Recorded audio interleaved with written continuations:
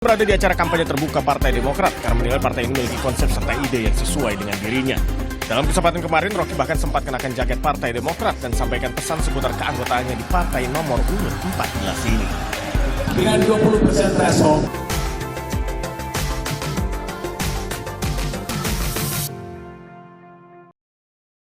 Hai guys, Assalamualaikum warahmatullahi wabarakatuh. Salam sejahtera untuk kita semua.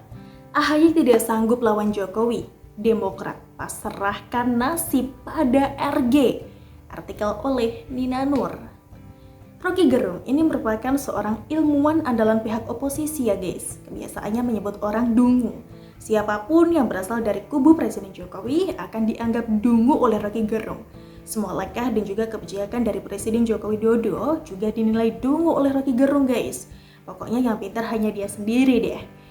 Dan hal ini pun juga saya akui bahwa Rocky Gerung memang paling pintar sendiri ya di kalangan kadrun. Hehehe.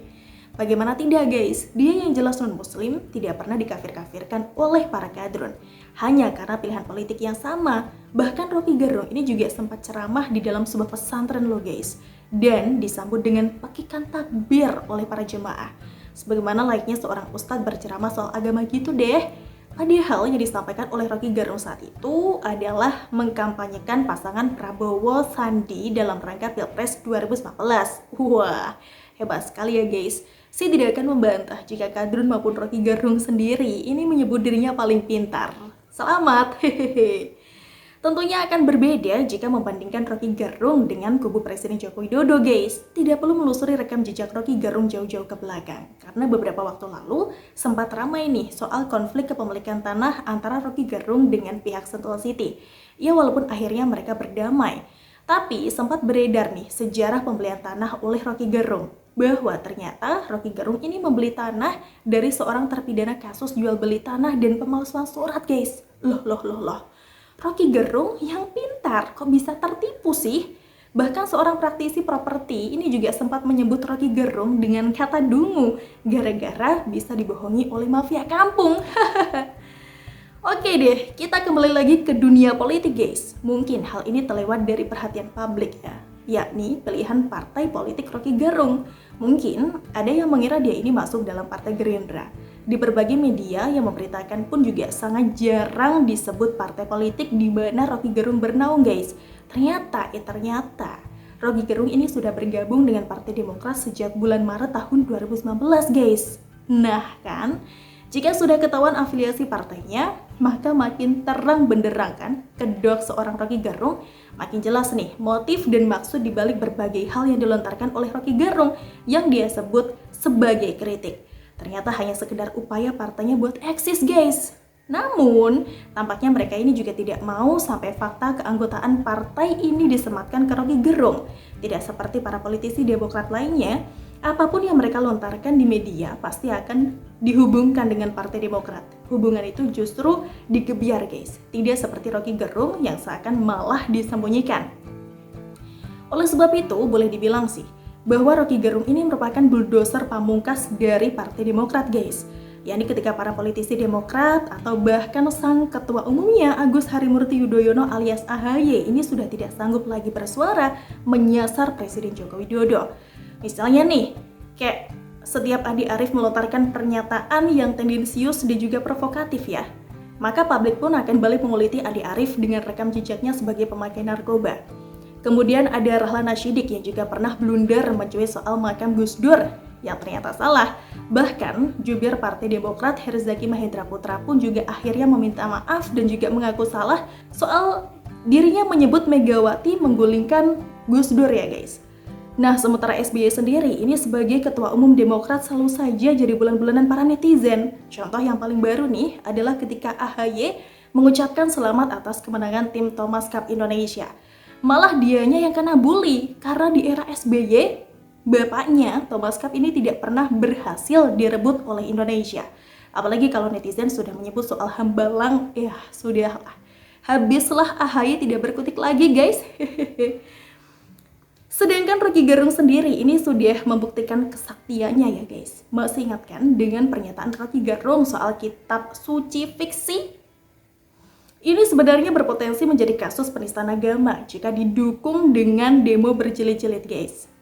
Sayangnya, yang berkasus itu justru dia yang berada di kubu gerombolan yang suka bikin demo berjilid-jilid ya. Jadi ya, nggak bakal ada itu demo besar-besaran. Hehehe. Kabar terakhir ini pada bulan Mei tahun 2020 lalu, pihak yang mempolisikan Rocky Gerung terkait kitab suci fiksi ini pun malah mencabut laporannya, guys. Rocky Gerung berarti sudah aman dong ya. Kita juga jarang sih mendengar kasus ini disebut-sebut lagi, apalagi di tahun-tahun pandemi sekarang ini. Dengan rekam yang demikian, saya juga menduga bahwa Demokrat kemudian menugaskan Rocky Gerung untuk terus menyerang dari kubu Pak Presiden Jokowi, guys. Dan karena jarang ada yang tahu soal afiliasi partai politiknya, maka Rocky Gerung ini selamat dari lemparan balik soal hambalang. Tentu saja, serangan Rocky Gerung ini hanya terlihat ramai dari luarnya saja ya, guys. Bahkan tidak semua media sekarang tertarik untuk menayangkan beritanya. Contoh yang terbaru nih adalah ketika Rocky Gerung dalam sebuah video wawancara di YouTube menyebut Presiden Joko Widodo sebagai bebek lumpuh. Karena menurut dia, Presiden Joko Widodo ini gagal dalam segala bidang, guys, ya ekonomi maupun society. Rocky Gerung berdasarkan analisanya ini dari hasil survei yang menyebut legitimasi Presiden Jokowi di bawah 50%. Dia menyebutnya sebagai survei dari Kompas. Tentu saja, omongan dari Rocky Gerung ini tidak bisa ditelan mentah-mentah ya, guys. Harus dicek dulu. Dan saya tidak menemukan adanya hasil survei Kompas macam itu. Yang saya temukan adalah hasil survei dari LSI yang diberitakan oleh Kompas pada bulan Juli 2021 lalu. Disebutkan bahwa tingkat kepercayaan publik pada Presiden Joko Widodo dalam penanganan pandemi ini hanya 43%. Nah, kemudian ada seorang ahli dari UI yang menyebut bahwa hasil survei itu akan memantik krisis legitimasi. Nampaknya berita inilah yang menjadi rujukan Rocky Gerung, guys. Tanpa menyebut bahwa dalam survei yang sama, tingkat kepuasan atas kinerja Presiden Jokowi menangani pandemi mencapai 59%. Namanya juga survei ya, memang fluktuatif gitu sih. Rocky Gerung mana mau menyebut hasil survei lain yang lebih terkini. Misalnya, pada bulan September lalu nih, hasil dari survei indikator menyebut bahwa 61,8% masyarakat puas dengan kinerja Presiden Jokowi menangani pandemi. Lalu pada bulan Oktober ini, ada hasil survei yang baru yang dirilis oleh SMRC sebesar 64,6% masyarakat puas dengan kinerja Presiden Joko Widodo menangani pandemi. Sedangkan tingkat kepuasan publik terhadap kinerja pemerintahan Presiden Joko Widodo secara umum dinilai masih tinggi, yaitu di angka 68,5%.